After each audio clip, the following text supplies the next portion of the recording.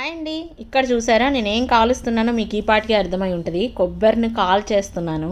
ఈ కొబ్బరిని ఎందుకు కాలుస్తున్నానని మీకు అనిపించవచ్చు. తెలిస్తే కామెంట్ సెక్షన్లో కామెంట్ చేయండి. ఈ కొబ్బరిని మనము ఒక కత్తికి కానీ లేదా చలాకీకి కానీ ఇలా పెట్టేసుకొని బాగా కాల్చుకోవాలన్నమాట.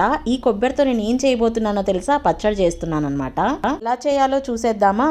రండి మరి చూద్దాం. ఒక కడాయి పెట్టేసుకొని అందులో కాస్త ఆయిల్ యాడ్ చేసి పచ్చిమిర్చి, టమోటా, ఉల్లిపాయలు అన్నీ కూడా యాడ్ చేసుకొని వీటిని చక్కగా మగ్గించి పెట్టుకోండి.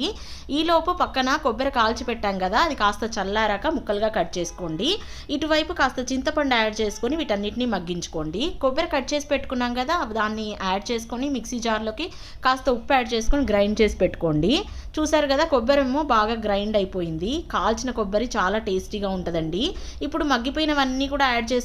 ఇందులోకి ఒక ఉల్లిపాయలు తప్పితే, ఉల్లిపాయలు మాత్రం లాస్ట్లో యాడ్ చేసి కచ్చాపచ్చాగా గ్రైండ్ చేసుకోండి. చాలా చాలా టేస్టీగా ఉంటుంది. ఇలా మనకు పచ్చడి అయితే కాల్చిన కొబ్బరి పచ్చడి రెడీ అయిపోతుంది. చివరిగా మనకు పచ్చి ఉల్లిపాయలను కాస్త అలా పక్కన ఉంచేసుకొని వీటిని ఇలా యాడ్ చేసుకున్నారంటే చాలా చాలా టేస్టీగా ఉంటుంది. కాల్చిన కొబ్బరికి మంచి ఫ్లేవర్ ఉంటుంది. ఇది మన అమ్మమ్మల కాలం నాటి పచ్చడి అనమాట. తప్పకుండా ట్రై చేయండి. ఈ పచ్చడి మనకు దోశల్లో కానీ అలాగే రైస్లో కానీ దేంట్లోకైనా కూడా చాలా చాలా టేస్టీగా ఉంటుంది. ఒకవేళ మీకు ఇది ఆల్రెడీ తెలిసినట్లయితే కామెంట్ సెక్షన్లో కామెంట్ చేయండి. ఈ వీడియోని లైక్ చేయండి అండ్ ఛానల్ని సబ్స్క్రైబ్ చేసుకోండి. Thanks for watching. మరొక వీడియోతో మళ్ళీ కలుద్దాం.